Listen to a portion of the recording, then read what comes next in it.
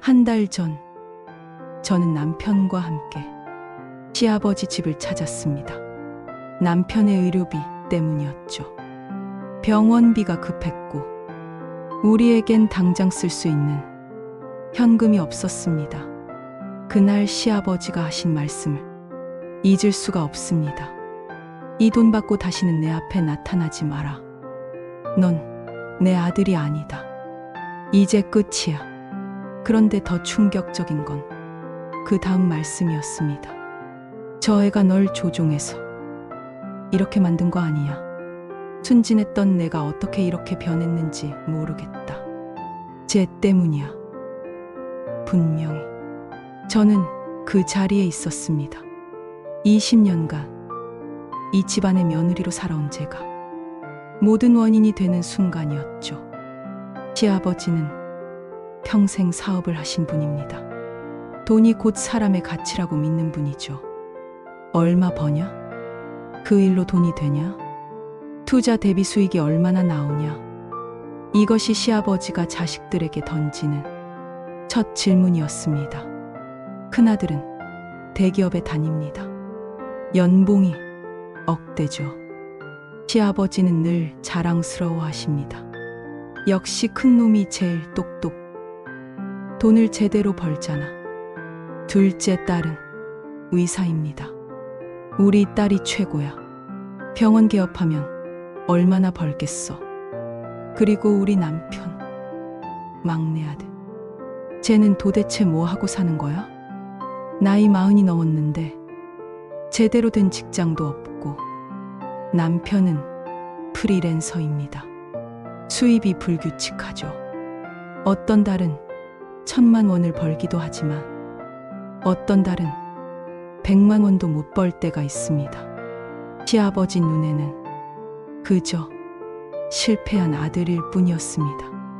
그런데 아이러니한 건 시아버지 본인의 과거입니다.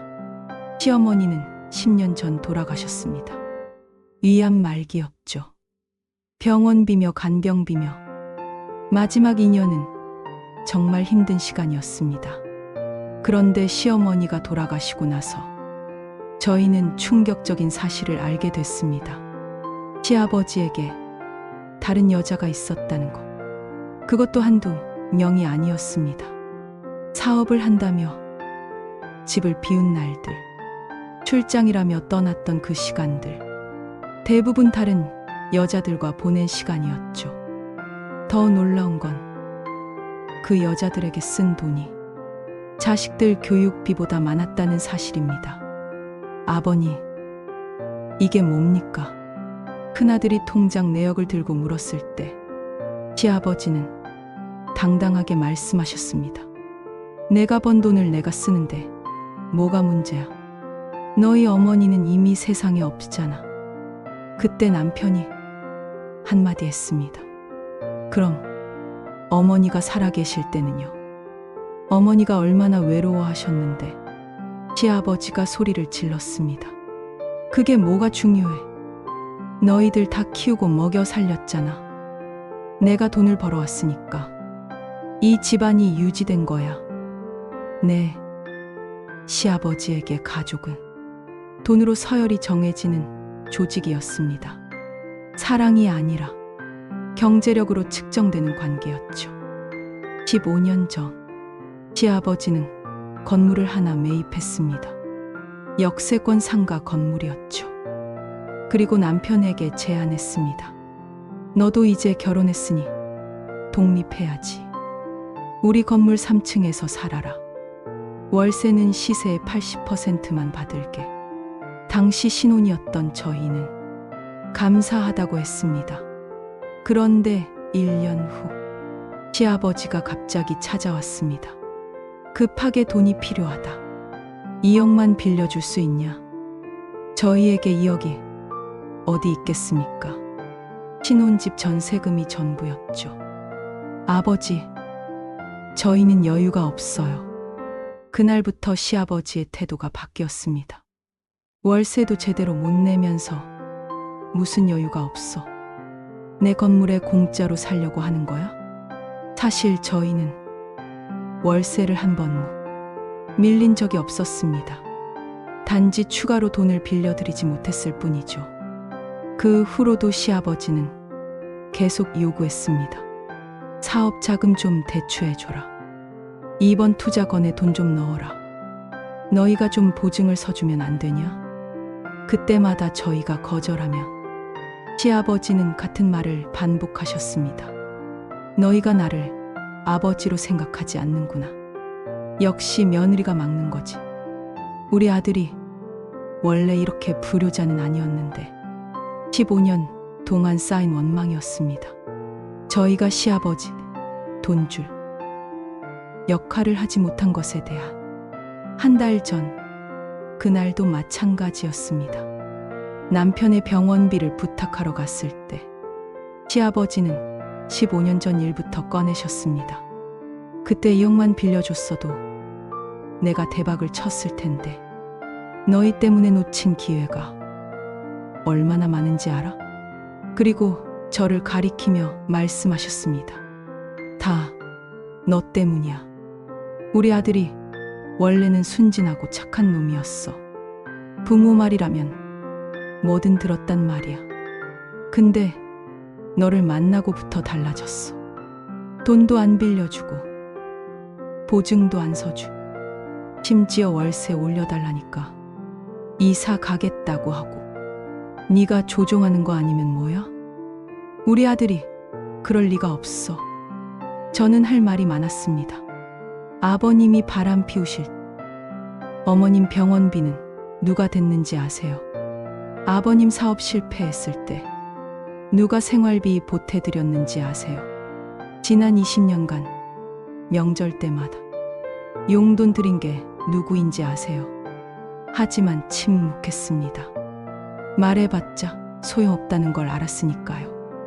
시아버지에게 저는 그저 아들을 망친 여자일 뿐이었습니다. 사실을 말하자면 지난 20년간 이 가정의 실질적 가장은 저였습니다. 남편이 프리랜서로 수입이 불안정할 때 제가 온라인 쇼핑몰을 운영했습니다. 새벽까지 포장하고 택배 보내고 고객 응대하며 월 평균 600만 원을 벌었죠. 아이들 교육비, 생활비, 월세, 심지어 남편의 장비 구입비까지 대부분 제 수입으로 충당했습니다. 남편이 프로젝트를 따올 때마다 제가 기획서를 대신 써줬고 프레젠테이션 자료도 만들어줬습니다. 여보, 이번엔 꼭 성공할 것 같아. 남편은 늘 희망적이었지만 현실은 녹록지 않았죠. 그래도 저는 불평하지 않았습니다. 가족이니까, 부부니까, 당연하다고 생각했으니까요.